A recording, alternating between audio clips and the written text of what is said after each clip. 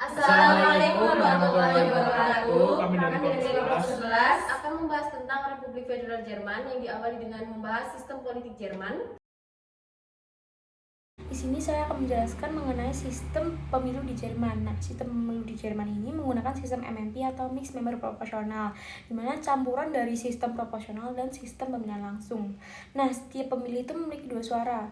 Suara pertama, mereka tuh memilih nama kandidat yang mereka inginkan sebagai wakil rakyat dengan cara pemilihan langsung. Nah, suara pertama ini pemilih itu memilih nama calon wakil rakyat yang diajukan masing-masing partai di daerah pemilihan mereka. Nah, seluruhnya itu ada sekitar 299 daerah pemilihan. Di setiap daerah pemilihan itu diperebutkan satu kursi untuk pemilihan langsung. Nah, kandidat independen itu juga dapat mencalonkan diri jika mereka tuh sebelumnya mengumpulkan sekitar 200 tanda tangan dari pendukungnya dan mendaftarkan diri mereka sendiri ke komisi pemilu. Nah, ada suara kedua. Suara kedua itu pemilih itu memilih partai pilihan mereka.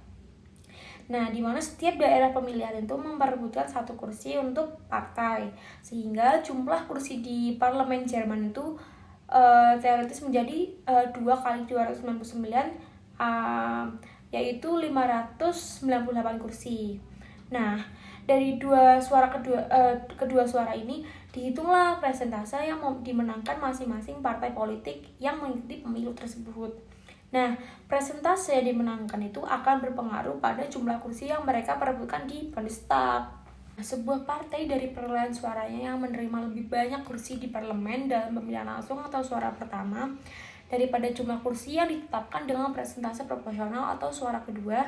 Nah, akhirnya dalam kasus ini, kandidat yang memenangkan pemilihan langsung di suatu daerah pemilihan itu tetap akan menjadi anggota Bundestag. Tapi agar adil, artinya partai-partai politik lain juga ditambah kursinya, sehingga proporsi perolehan suara itu tidak berubah. Nah, biasanya ini tuh disebut sebagai mandat tambahan, yang dimana jumlah kursi di Bundestag itu akan bertambah juga. Nah, itu sebabnya jumlah anggota Bundestag yang sebenarnya biasanya itu jauh lebih banyak daripada jumlah teoritis sebanyak 598 kursi. Nah, di Bundestag saat ini tuh beranggotakan 709 orang. Nah, karena hal ini, akhirnya lah muncul usulan untuk menghapus atau membatasi jumlah maksimal anggota parlemen.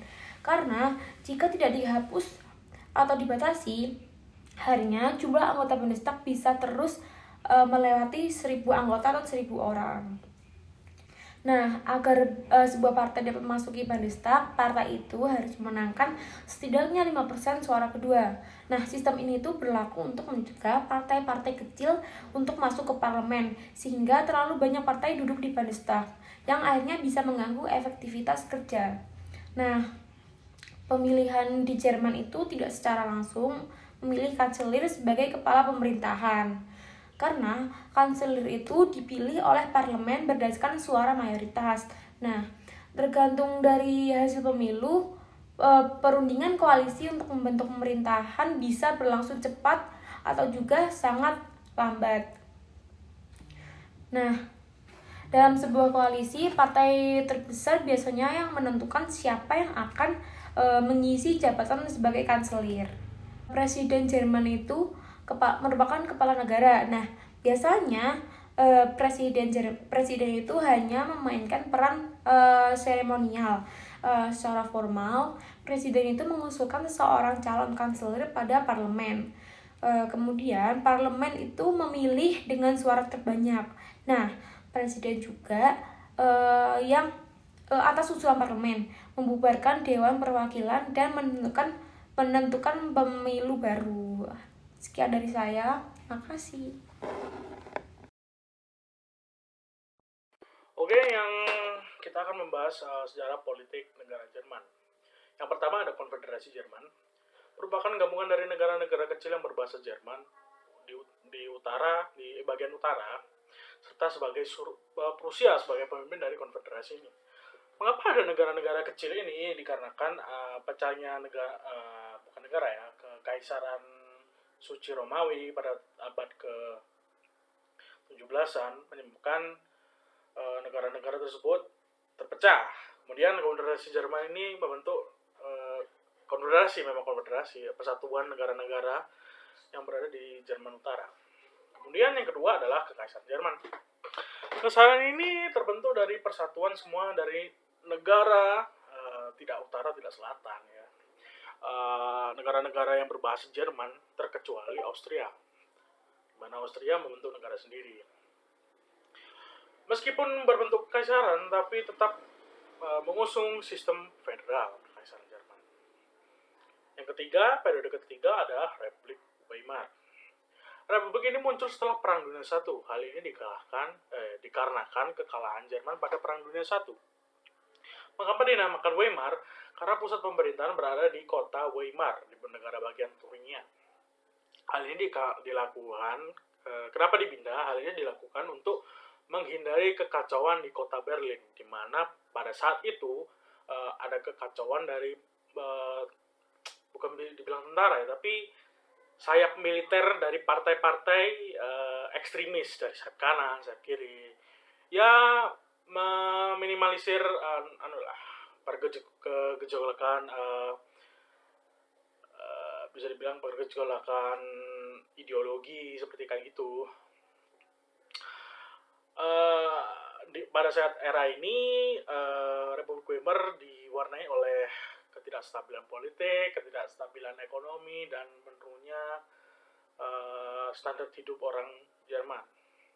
Lanjut, yang keempat ini adalah era Nazi Jerman. Seperti teman-teman tahu, Nazi muncul sebagai partai politik yang mendominasi pemilu pada tahun 1933. Mengapa partai ideologi ini bisa muncul dan serta negara Jerman menjadi menganut negara Nazi? Seperti yang dijelaskan dalam Kekaisaran Jerman lagi, bukan. Seperti yang dijelaskan seperti di era sebelumnya, Republik Weimar, di mana ketidakstabilan dan ketidakadilan perjanjian Versailles menyebabkan isu-isu populisme yang tumbuh di negara Jerman. Tidak disangka lagi bahwa pemerintahan Nazi ini berbentuk uniter, kesatuan yang pertama. Kedua, bukan demokrasi, yaitu diktatorial. Rezim ini juga salah satu penyebab dari pecahnya perang paling besar di abad ke-20, yaitu Perang Dunia II.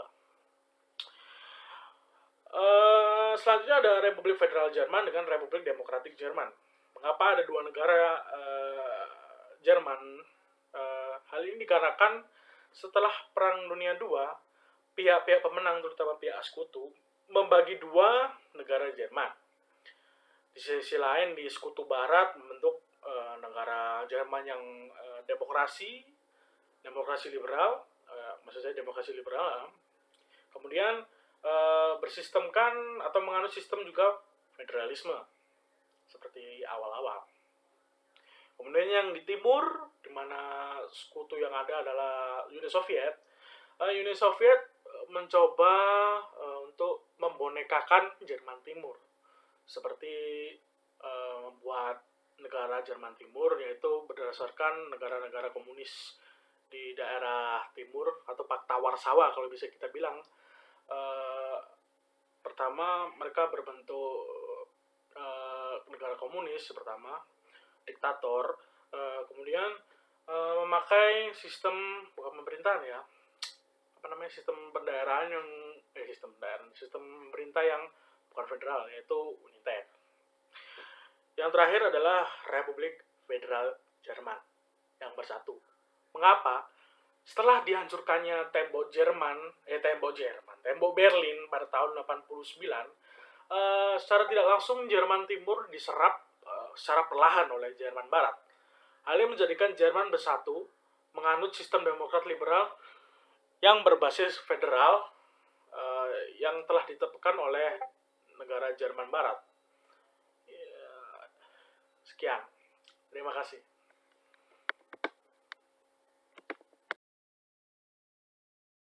Oke, di sini saya akan menjelaskan tentang sistem pemerintahan Jerman. Jerman ini termasuk salah satu negara yang bentuknya itu federal demokrasi atau demokrasi federal. Kenapa disebut federal? Karena terdapat 16 negara bagian yang dijadikan satu pemerintahan. Namun, Jerman juga mengambil sistem demokrasi yang dimana mementingkan pendapat rakyat untuk membuat suatu kebijakan-kebijakan untuk negara mereka. Nah, sistem kepresidenan Jerman ini yaitu sistem parlementer, di mana anggota parlemen lah yang berperan aktif untuk mengatur sistem kenegaraan mereka. Namun, Jerman juga membutuhkan presiden. Hanya saja fungsi presiden di sini hanya sebagai simbol negara saja. Jika terdapat acara-acara yang membutuhkan ikon negara, presidenlah yang datang untuk mewakili negara mereka. Nah, untuk multi-layer government-nya, di setiap negara bagian mereka mempunyai anggota parlementernya sendiri. Seperti di kota negara bagian Hamburg, Berlin, dan Bremen, wali kota juga sebagai kepala administratif kota dan kepala negara bagian. Di negara kota, senat kota juga berfungsi sebagai kepala administratif. Kantor munisipalnya mengambil karakter kementerian distrik. Bagian administratif negara bagian, kecuali kota dan Saarland, adalah distrik administratif. Nah, di distrik administratif itu sendiri dibagi lagi menjadi kota madya. Berkat tradisi Jerman yang sangat panjang, akhirnya kota madya ini mendapatkan sebuah tanggung jawab yang sangat besar, yaitu mereka bertanggung jawab dalam bidang sekolah, rumah sakit, perumahan dan konstruksi, fasilitas umum, jasa dan budaya, serta beberapa aspek-aspek lainnya. Nah, untuk pemilih atau rakyat dapat membuat kebijakan tertentu dan terkait isu-isu tertentu juga melalui referendum di negara bagian atau di kota. Pemilih atau rakyat dapat membuat kebijakan tentang isu-isu tertentu melalui referendum di kota atau negara bagian. Nah, kepala dari anggota parlementer itu disebut dengan Perdana Menteri. Untuk saat ini, Perdana Menteri dari Jerman adalah Ibu Angela Dorothea Merkel. Oke, di sini saya akan membawakan tentang partai-partai politik apa saja sih yang ada di Jerman, serta saya juga nanti akan memberikan informasi mengenai partai apa saja yang telah memenangkan pemilihan kepala pemerintahan Jerman di tahun 2022 ini.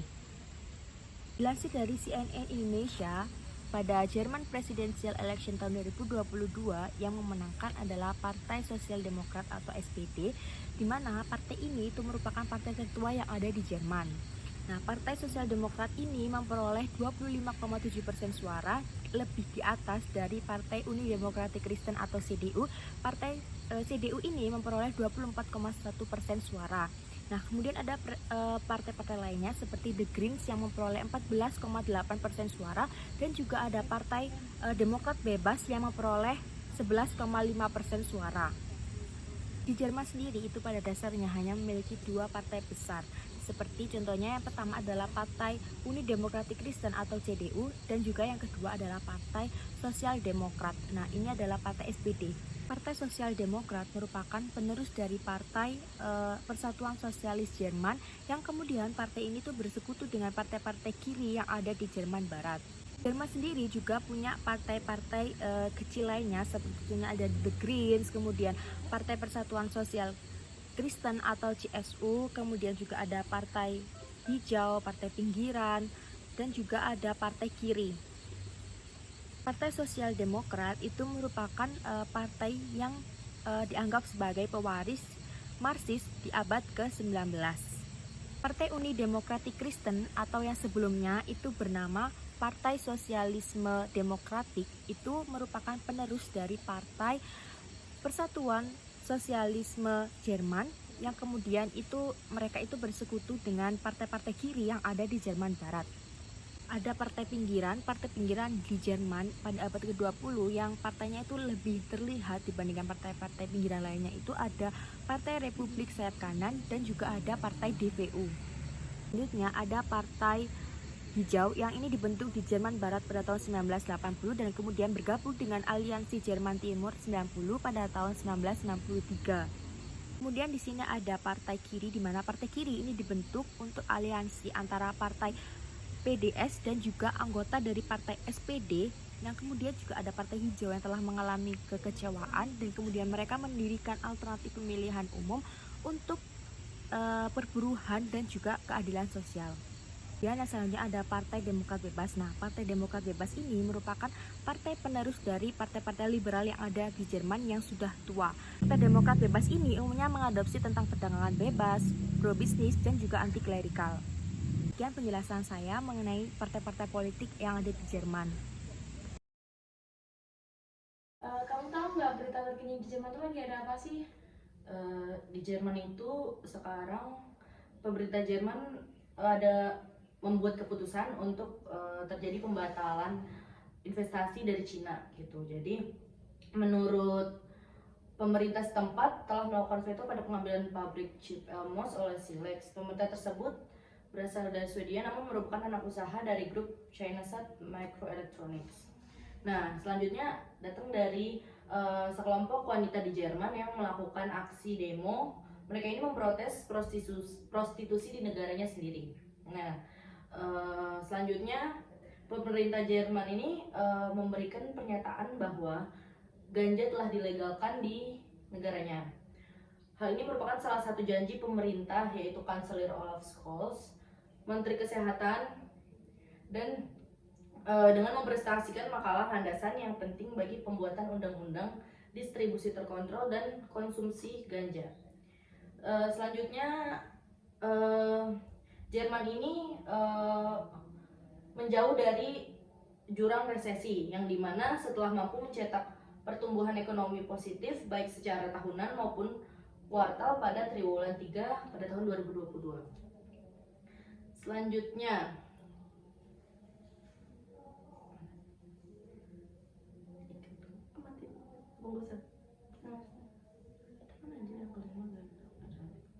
Kanselir Jerman yaitu Olaf Scholz belakangan ini mendapat tekanan menyusul serangkaian pengungkapan baru tentang skandal penghindaran pajak yang diperkirakan telah merugikan pembayar pajak Jerman miliaran euro.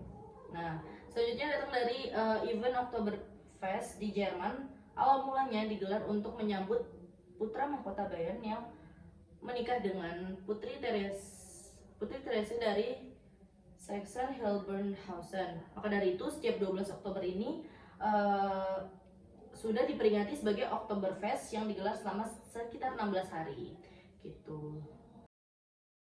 Sekian pembahasan kami kali ini tentang Republik Federal Jerman. Kurang lebihnya mohon maaf dan terima kasih. Wassalamualaikum warahmatullahi wabarakatuh.